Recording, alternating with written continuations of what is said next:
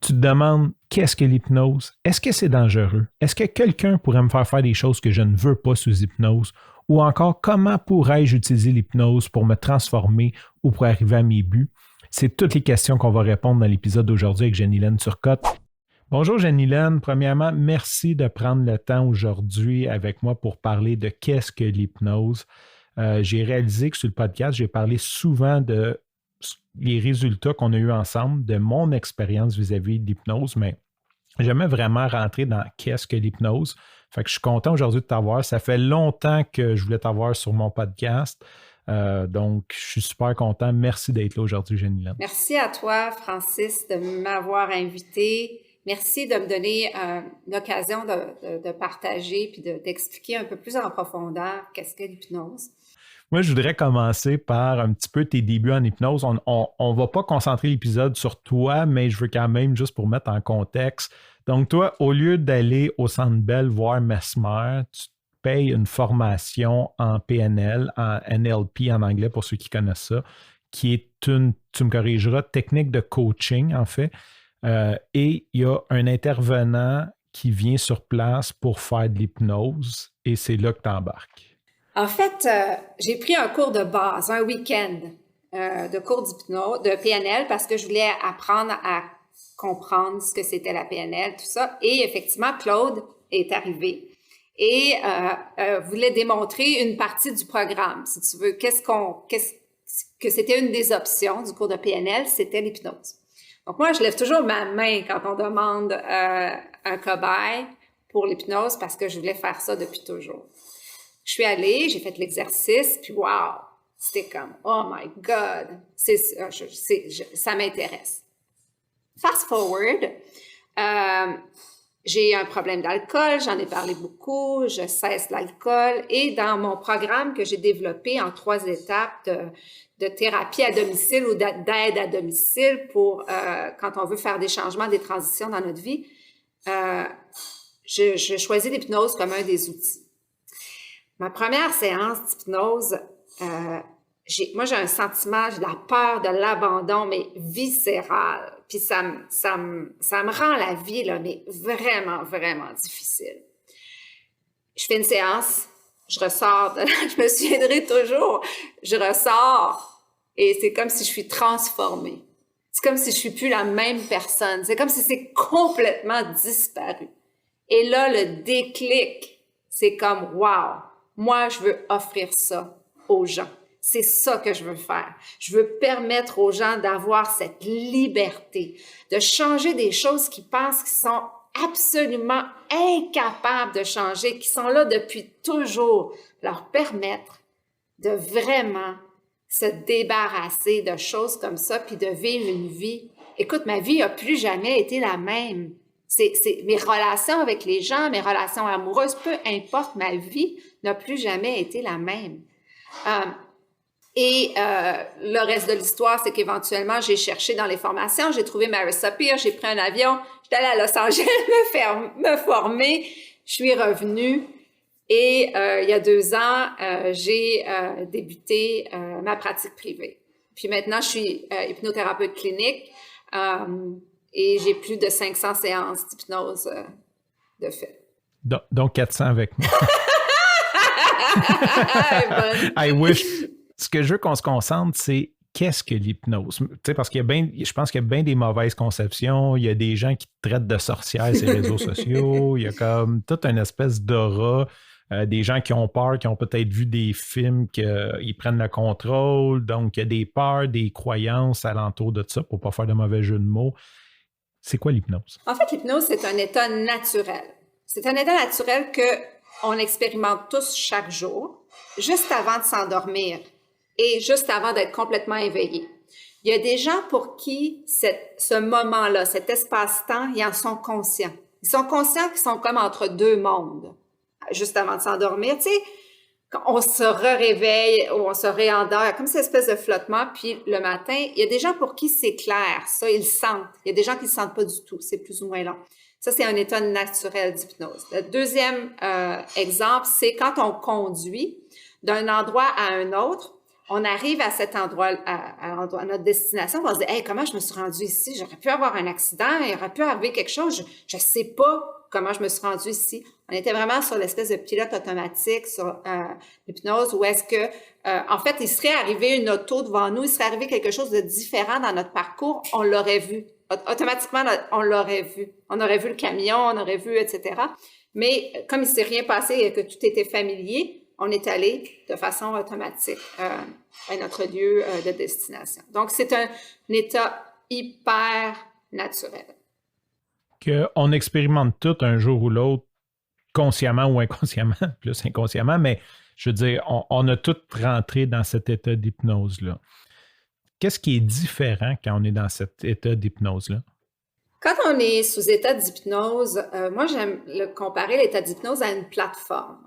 C'est comme un outil, c'est comme une plateforme qu'on utilise. C'est ce qu'on fait sous cette plateforme-là, c'est les outils qu'on utilise sous cette plateforme-là qui sont des vecteurs de changement. Sous hypnose, en fait, on est dans un état où les nouveaux chemins neuronaux se refont plus facilement parce qu'il n'y a pas de tension. On n'est pas sous tension. On est complètement détendu. On est observateur, on est ouvert au changement, notre jugement est suspendu. Souvent, les gens, c'est vraiment drôle, sous hypnose, ils vont se rendre compte de choses qui se disent, qui sont horribles, mais comme ils le voient, ils l'entendent sous hypnose, ils ont de la distance par rapport à ça et ils sont capables à ce moment-là, dans cette distance-là, d'accueillir ce qui se dit, ce qui est super destructeur et d'en faire quelque chose d'autre. Donc, il y a une ouverture au changement. Il y a une facilité de créer des nouveaux chemins neuronaux et surtout, il y a une distance saine avec des choses qui nous appartiennent, qui fait qu'on est capable de les voir comme si on regardait un film. C'est un outil hyper puissant pour des changements. J'aime que tu as apporté le fait que certaines personnes sont conscients quand ils tombent en hypnose ou plus ou moins. Nous, ça fait quelques sessions qu'on fait ensemble. L'autre matin, je me suis levé, j'étais dans cette espèce d'état-là et je me suis mis à réfléchir. Tu sais, comme mon cerveau m'a amené dans un endroit que j'aimais pas et je me suis comme posé la question pourquoi ça m'amène là? Un peu comme on fait dans nos séances, mais je le suis auto-fait. OK, pourquoi? Puis qu'est-ce que tu ressens? Puis je me suis comme posé 2-3 questions, puis c'est venu clair. Comme c'est venu clair de où cette espèce de crainte-là en me levant. Tu sais, tu te lèves avec une espèce de crainte comme pas rapport, je vais dire ça comme ça. Et à force de travailler avec toi, je vais juste comme témoigner de ça. Ça m'a amené à être capable de le faire par moi-même. Juste comme j'ai réalisé, je dis OK, je suis en état d'hypnose, comme fait que je me suis auto-posé questions et auto-répondu. Ce qui peut avoir de l'air weird là, pour être des gens qui écoutent, mais ça m'a vraiment fait du bien. Je me suis levé vraiment comme libéré d'une pression inutile que j'avais parce que j'ai compris de où ça venait. Ça, c'est de la musique à mes oreilles. Moi, ça, ce que tu viens de dire, Francis, c'est mon objectif ultime. Libérer les gens au départ, les aider de se libérer eux, parce que c'est pas moi qui les libère, c'est eux qui se libèrent des blocages, parce que c'est vraiment ça ma spécialité. Tu as un blocage, tu es bloqué, tu sais que tu as fait beaucoup de travail, tu comprends un peu pourquoi tu as fait beaucoup de choses, tu as avancé, mais là, tu es encore bloqué, il y a quelque chose que tu n'arrives pas à dépasser. Je suis la bonne personne pour ça. Mais ce que tu viens de dire, c'est mon but, c'est mon méta-but, si tu veux. Mon méta-objectif en travaillant avec les gens, c'est qu'ils deviennent autonomes, parce qu'ils ont accès facilement à leur inconscient. Parce qu'on y va tellement souvent sous hypnose dans cet entrepôt qui est votre inconscient où est-ce que tout est storé, que par toi-même, maintenant, tu es capable de dire, d'être à l'écoute, de dire, OK, wow, c'est bizarre. Je me lève avec, puis là, tu y vas, tu te poses des questions parce que tu m'as entendu te poser les mêmes questions plusieurs fois. Donc, ton inconscient le fait automatiquement maintenant te poser ces questions-là et t'accèdes à tes réponses. Et ton inconscient te donne toujours ce dont tu as besoin au moment où tu en as besoin. Et moi, si tous mes clients ou 90% de mes clients étaient capables de faire ce que tu viens de dire, j'aurais rencontré mon objectif, qui est vraiment d'aider les gens à devenir autonomes, d'avoir des conversations avec leur inconscient saines, de trouver leurs réponses par eux-mêmes. Facilement. Est-ce que tu as un pourcentage estimé présentement? En fait, les gens avec qui je suis toujours en contact, tu sais, des clients qui vont venir, ils vont faire l'hypnose, puis je vais plus jamais en entendre parler ou on va s'écrire un petit mot. Mais les gens avec qui je reste en contact, c'est quand même une grande partie de ma clientèle, ils me disent pas mal ce que tu me dis. Wow! Ce qu'ils vont me dire, en fait, ça, et l'autre chose qu'on va me dire beaucoup, c'est hey, Jenny-Laine, aujourd'hui, là, j'ai fait telle chose, j'ai dit telle chose. C'est là que je me rends compte à quel point j'ai vraiment changé. À quel point je ne vis plus dans l'univers dans lequel je vivais avant, dans mes vieilles croyances. Et ça, des messages comme ça, j'en reçois toutes les semaines. Mettons, là, tu sais, je suis réticent. Là, je t'entends parler. Est-ce qu'il y a des dangers à l'hypnose? Est-ce qu'il y a quelque chose qu'on doit savoir? Est-ce que, justement, comme tu parlais, pogner des accidents, y a-t-il vraiment un danger lié à rentrer en état d'hypnose? Être en état d'hypnose quand on est dans un endroit confortable, bien assis, qu'on n'opère pas aucune autre machinerie avec un professionnel qui est certifié, qui continue à se développer, etc., c'est sécuritaire. Maintenant, comme toute chose dans la vie, il n'y a pas de danger physique. Les gens ne peuvent pas rester pris en hypnose. La pire chose qui pourrait arriver, c'est qu'ils s'endormiraient, puis éventuellement, ils se réveilleraient naturellement. On peut pas, il n'y a jamais personne qui est resté toute sa vie sous hypnose, là. C'est comme si c'est des légendes. Maintenant, est-ce qu'il pourrait y avoir des répercussions négatives pour quelqu'un qui serait pas bien guidé ou quelqu'un qui serait pas mentalement dans un état pour recevoir des séances d'hypnose? Absolument. C'est pour ça que le spécialiste avec qui vous allez travailler va évaluer votre santé mentale, physique, va savoir est-ce que vous prenez des médicaments, est-ce qu'il devrait avoir un bon questionnement avant de connaître votre état. Exemple, des gens qui ont eu certains diagnostics de schizophrénie, des gens qui font de l'épilepsie ou d'autres conditions environnantes, on ne va pas les amener sous hypnose. On va préférer qu'ils travaillent avec un psychiatre ou qu'ils travaillent avec un professionnel. Et moi, quand mes clients ont des enjeux, ont eu des diagnostics ou ont des enjeux, je veux toujours qu'ils continuent à travailler avec le professionnel avec qui ils travaillent. S'ils ont déjà un psychologue, un psychiatre ou une autre personne avec qui ils travaillent, je veux qu'ils continuent de travailler avec cette personne-là. C'est vraiment important. Au lieu de dire est-ce qu'il y a des dangers, je dirais plutôt est-ce qu'il y a des façons de s'assurer qu'on est dans des conditions optimales, sécuritaires. C'est comme toute modalité de soins. Et si un spécialiste ou un professionnel, un coach qui ne vous pose pas des questions au départ, à savoir justement, est-ce que vous avez des enjeux de santé mentale, est-ce que vous avez des diagnostics, est-ce que vous prenez des médicaments, et qu'on veut faire du travail avec vous plus en profondeur, ben il faudrait se poser la question. On entend souvent parler qu'il y a des gens que ça ne clique pas, qui n'arrivent pas à aller sous hypnose.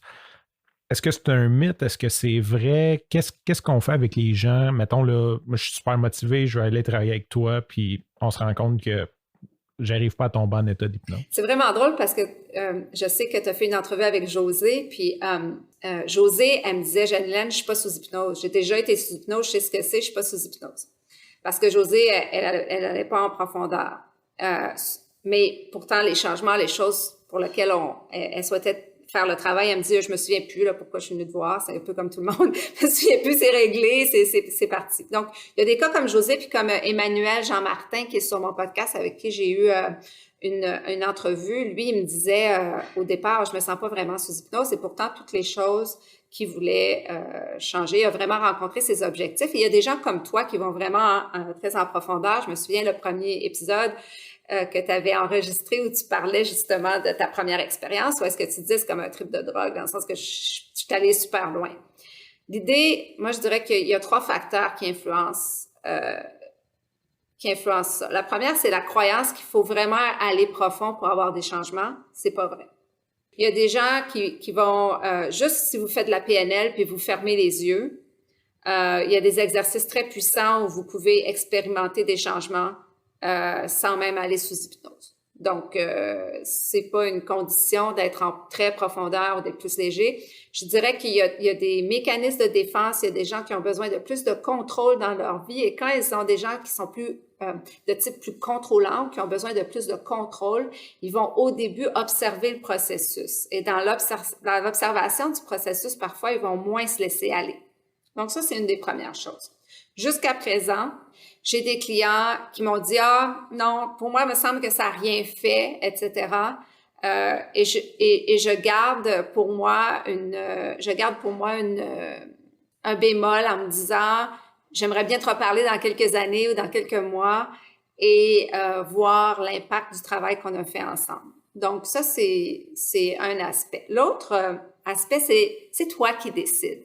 Sous hypnose, personne ne peut te faire dire, et tu le sais, Francis, parce que il y a des fois, tu me dis, je ne vais pas là, Jenilyn, aujourd'hui. Fantastique, on va pas là. Il y a personne qui peut te faire dire des choses ou aller dans des endroits où tu veux pas vraiment aller. Donc, ça, c'est vraiment important. Et si tu veux pas aller sous hypnose, il y a personne qui va pouvoir t'amener sous hypnose. Quand on parle des mesmères et tout ça, ils ont toute une série de critères. Premièrement, l'extraversion, le volontarisme. Ils demandent aux gens qui est volontaire. Puis après, ils regardent les yeux, les pupilles. Il y a plein de choses, tout ça. De critères qu'on voit pas, mais eux sont très habiles à savoir qui va être des sujets qui vont être plus faciles, qui sont plus volontaires. Donc, l'idée, c'est il y a personne qui peut vous amener sous hypnose si vous voulez pas. L'hypnose, c'est prouvé scientifiquement que c'est une plateforme qui amène des changements, qui est un outil puissant. On fait maintenant des opérations à cœur ouvert sous hypnose.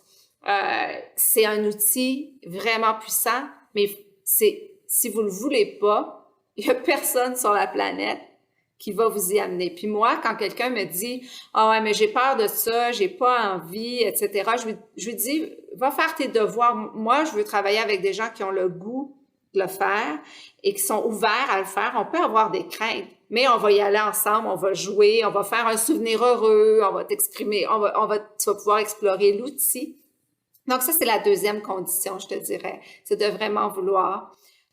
Et puis la troisième condition, c'est d'accepter, en fait, de lâcher prise. Accepter de se laisser guider par son inconscient. Accepter des réponses qui peuvent nous surprendre, que notre inconscient va nous donner et se dire, ah, tiens, je suis curieuse par rapport à cette réponse-là, à cet endroit-là, à cette image-là, à cette métaphore-là. Qu'est-ce que je peux faire pour comprendre le message? Est-ce que je peux en tirer quelque chose? C'est vraiment les conditions de succès. Et j'en ajouterai une autre, dont on parle rarement. Le mot hypnose lui-même, si on dit aux gens, dans les expériences qu'ils ont faites, si on dit aux gens, on vous amène en méditation pour un changement X et on vous amène en hypnose pour un changement X, sous hypnose, les résultats vont être meilleurs parce qu'il y a l'effet comme placebo du mot hypnose, qui est un effet amplificateur de résultats. Parce que les deux se ressemblent. Exact. Maintenant, je vais revenir te parler que tu as fait la formation PNL de base. Tu as plusieurs arcs. Toi, tu combines, dans le fond, c'est de l'hypno-coaching. Donc, tu combines du coaching à l'hypnose. Qu'est-ce que ça fait quand on met ces deux ingrédients-là ensemble? C'est le coaching à la puissance 1000. En fait, tous les outils que j'utilise sont les suivants.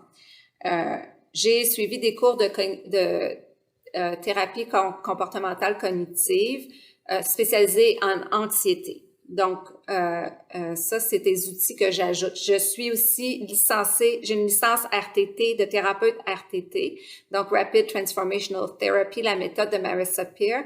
Marissa, ce qu'elle a fait, c'est qu'elle a mis ensemble des outils de différentes écoles d'approche thérapeutique qu'elle a mis ensemble pour former un outil qui fonctionne dans une séquence logique qui fonctionne vraiment.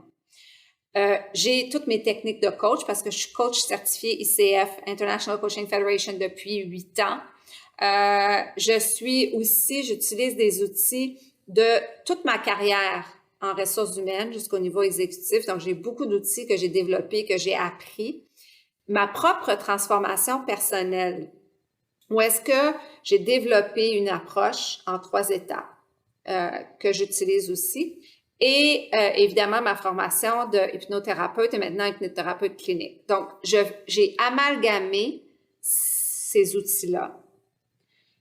Et j'ai fait une approche de transition où est-ce qu'on travaille en plure d'oignon, où est-ce qu'on travaille en poupée russe. Donc, vraiment, on enlève les plures une après l'autre, ce que notre inconscient nous donne. On va chercher des croyances racines.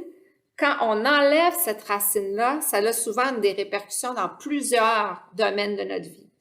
Exemple, la croyance « je suis pas assez », ça se peut que ça se répercute dans notre profession, dans notre vie sentimentale, dans nos finances. Puis là, quand on travaille cette croyance-là, on voit que les finances puis les relations amoureuses, ça va super bien, mais qu'au travail, ça accroche encore. Bien là, on va aller travailler plus en profondeur cette croyance-là au niveau du travail. Donc, on travaille vraiment en plure d'oignon avec ce que l'inconscient nous donne, avec tous les outils qui sont à ma disposition. Est-ce qu'il y a une question que je n'ai pas posée ou un point que tu aimerais apporter, un ou des points que tu aimerais apporter pour nos auditeurs? C'est un formidable outil qui est très flexible. C'est-à-dire que parfois, les gens viennent me voir, ils n'ont pas, moi je peux dire, leur vie va bien. Ils sont à 7 sur 10 dans leur vie, ça va bien, mais il y a un petit bug à quelque part. Il y a quelque chose à quelque part qui n'est pas ce qu'ils veulent. Et avec l'hypnose, on peut vraiment se propulser. On peut vraiment se propulser dans quelque chose où est-ce qu'on se dit « Wow, ma base est déjà excellente, ma vie va bien, les choses, mais je sens que je procrastine, mais je sens que je suis arrêtée par tel aspect. » On va aller briser ça, puis on va vraiment amener la personne ailleurs, dans des endroits où elle pense même pas qu'il existe. Donc ça, c'est la première chose que je voudrais dire. La deuxième chose, c'est que tout est déjà là. Les réponses sont déjà là dans l'inconscient. Et c'est pas moi qui vous les donne, c'est vous qui les trouvez. C'est vous qui allez voir. Des fois, tu sais, je vais guider la personne à essayer de comprendre l'interprétation de la croyance qu'elle va voir. Mais l'idée, c'est que tout est déjà là. Puis vous vous promenez dans l'entrepôt, puis vous allez chercher les outils dont vous avez besoin, qui est votre inconscient. La troisième chose et dernière que je veux dire, c'est qu'on change de 3 façons. Et ces 3 façons-là vont se manifester dans le travail qu'on fait ensemble. Des fois, on change de façon spontanée, qui a été ma peur de l'abandon. C'est parti comme ça, c'est jamais revenu. Et c'était un cadeau exceptionnel. D'autres fois, on va changer de manière rétroactive, c'est-à-dire, j'ai quelqu'un qui se rongeait les ongles, on a réglé, on a parlé, on est allé sous hypnose. Un jour, 3 mois plus tard, elle s'est rendue compte qu'elle avait des ongles qui étaient longs et beaux, mais elle ne sait pas trop quand c'est arrivé qu'elle a arrêté de se ronger les ongles. Elle ne sait pas si c'est le mardi, le mercredi ou il y a un mois, mais tout ce qu'elle se rend compte, c'est qu'elle ne se ronge plus les ongles et qu'elle a des beaux ongles. Ça, c'est rétroactif. Et l'autre méthode de ronchage, c'est continuel. Puis ça, dans la méthode continuelle, des fois, on recule un peu. Des fois, on avance. Des fois, on avance 3-4 jours. Des fois, on recule une journée. Mais la tendance est toujours vers la hausse. Mais des fois, on peut expérimenter des setbacks. Et c'est là où j'interviens. Quand la personne me dit hey, « là, j'ai un setback », c'est là qu'on va recadrer, remettre la personne finalement dans l'expérience de ce setback-là. Parce que dans ce recul, si on veut, ou dans cette expérience de retourner dans l'ancien chemin neuronal, il y a un apprentissage à faire. On défait jamais un chemin neuronal, mais on en crée un nouveau, puis on rend le nouveau familier. Et c'est là qu'on vit dans ce nouveau familier qui devient confortable, qui devient l'endroit où on est le mieux. Donc, dans les changements graduels, il y a quelque chose à apprendre du changement lui-même. Alors, c'est vraiment les 3 façons dont on change. Puis c'est important de s'en souvenir parce que d'induire de la tension à vouloir des résultats, ça nous empêche finalement de profiter du processus lui-même de transformation et de transition. Juste wow! Si les gens veulent en connaître plus sur toi, Jenny-Lyn, sur tes services, ils veulent faire affaire avec toi, en fait, c'était le mot de la fin. Word of Wisdom, je te laisse en fait, ma spécialité, là où je suis vraiment le plus utile sur cette planète, c'est les gens qui ont déjà fait du travail, ils comprennent leurs enjeux. Mais ils savent qu'il y a quelque chose qui les échappe parce qu'ils sont pas capables d'effectuer le virage, le changement en dépit des cours de leadership, des séances de ceci, de cela, etc. Ils ont avancé. Il y a un niveau de conscience qui est là, mais il y a quelque chose à quelque part qui les bloque. Je suis vraiment une ressource exceptionnelle pour ce genre de situation-là. L'autre chose que je voudrais dire, c'est je travaille pas à la séance et je travaille pas à l'heure. Je travaille dans l'accompagnement plus à forfait, dans un esprit plus boutique. Donc, je prends pas des millions de clients. C'est important pour moi d'offrir de la qualité et d'avoir moi-même une qualité de vie. Donc, ça fait partie de mon approche. Et la dernière chose que je dirais, c'est on n'est pas obligé de continuer à vivre comme on a vécu jusqu'à présent. On n'est pas obligé d'avoir la boule dans l'estomac. On n'est pas obligé de subir, d'être victime ou de sentir qu'on n'a pas d'emprise ou de... J'aime pas utiliser le mot contrôle, mais qu'on n'a pas de choix dans la vie. On n'est vraiment pas obligé de vivre comme on a vécu jusqu'à présent. C'est absolument possible qu'on ait 50, 60, 70 ans, 40 ans, 20 ans, 35 ans, de changer la direction simplement en changeant nos croyances. Et c'est mon message final. D'ailleurs, tu as un podcast, parce que les gens qui nous écoutent présentement, on est en audio. Tu as un podcast audio à toutes les semaines qui s'appelle « C'est juste une croyance » en français. « It's just a belief » en anglais. Bravo en passant de podcaster dans les deux langues, ce qu'il y a peu de gens qui font. Fait que félicitations pour ça. Puis, je vais mettre les liens hypnocoach.ca pour te joindre, j'imagine. Exact. Hypnocoach.ca, JT à hypnocoach.ca. Vous pouvez aussi aller directement sur mon site. Vous pouvez écouter évidemment mon podcast. Évidemment, le programme Au cœur de ma saison, dont on n'a pas beaucoup parlé dans cette entrevue, mais effectivement, Au cœur de ma saison, Queen Bee avec José Ishraoui. Est-ce que je suis ailleurs? Non, je pense que c'est bon. Merci beaucoup pour ton temps, Jeanne-Hélène. Merci pour tout le bien que tu apportes sur cette planète. Parce que comme tu dis, quand tu aides une personne, comme ça contamine, je ne veux pas dire Absolument. contaminer, mais ça l'aide. Ça a un impact sur les gens autour. Exactement, définitivement. Fait que je sais que tu fais de très grandes choses. Merci pour tout, Jeanne-Hélène. Merci à toi, Francis, de l'invitation.